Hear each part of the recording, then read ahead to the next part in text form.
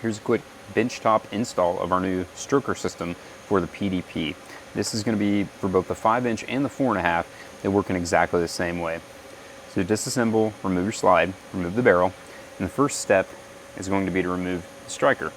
So use a punch or a small screwdriver, remove the plate, slide the striker out, and now we need to get this plastic spacer out of the front of the slide. This is how the guide rod is allowed to move further and the slide can travel rearward more. There's 2 ears, one on each side, that sit inside the cutout, and that's what retains the slide.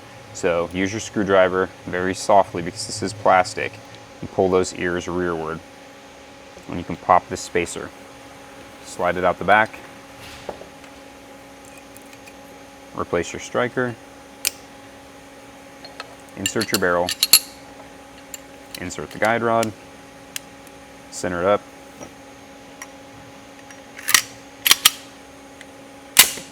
Now you can see how much further we can stroke back. That's it.